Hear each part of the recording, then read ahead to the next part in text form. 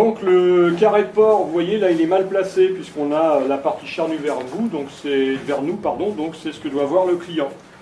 Voilà ce que voyait le client avant qu'on le retourne. Vous avez bien compris que c'était la partie charnue vers le client. On travaille sur une plaque à accumulation. Si sur le carré d'agneau, on travaillait avec l'entrecôte collée à la côte, sur un carré de porc, on peut travailler à la pince, ça dépend de votre dextérité pour le manier, hein, pour le prendre, ça dépend de la taille de vos mains également. Ou alors vous pouvez là vous permettre de piquer, mais vous piquez de votre côté. Ah, dans la chair de votre côté. Je tourne le carré pour le film, pensez à faire une entame qui va enlever toute cette partie qui est braisée, que le client ne se retrouve pas avec la partie braisée. Voilà, on l'a coupé d'ici. Je ne jette pas la partie braisée, on ne jette rien, on la remettra au chaud. Ensuite, on distingue bien donc entrecôte, côte, entrecôte, côte, entrecôte, côte, entrecôte et encore une côte.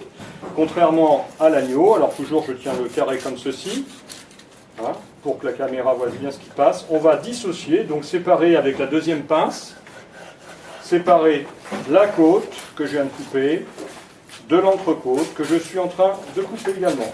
Alors on essaie d'avoir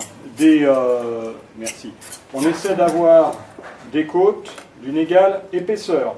Quand vous avez des papillotes, ça a l'air de rien, mais vous placez toujours la côte en deuxième. Comme ça, la papillote ne tombe pas dans le jus de cuisson. Donc je me remets face au client. Hein. Là, je vais tourner pour le film.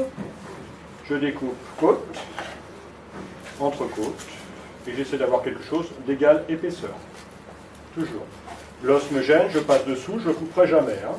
Alors là, on a une chaînette qui a peut-être été mal retirée, parce que je n'arrive pas à découper. Ça y est. Couteau micro-denté vous aidera pas mal. Hein. Côte. Et il me reste une côte et une entrecôte. Alors, cette fois-ci, on va enlever la fourchette du carré. Je dresse. Hein. Côte. Alors, habituez-vous, là c'est la cuisine qui nous a envoyé quelque chose de long dans un plat rond. Hein. On n'envoie pas quelque chose de long dans un plat rond, mais dans un plat ovale. Le plat, normalement, doit avoir la forme du mets qui est placé. Lorsque vous avez la dernière à enlever, vous prenez la côte dessous, puisqu'on prendra appui sur la côte qui est en dessous pour couper l'entrecôte. C'est l'os qui me servira de guide.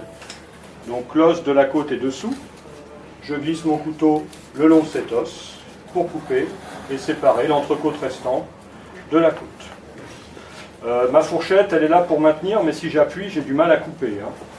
Donc méfiez-vous. Voilà, et on continue avec côte, en buisson, hein, comme l'agneau. Oui, ça va être juste. Hein. Côte ça va tomber par là. Et entrecôte. Merci Aminata.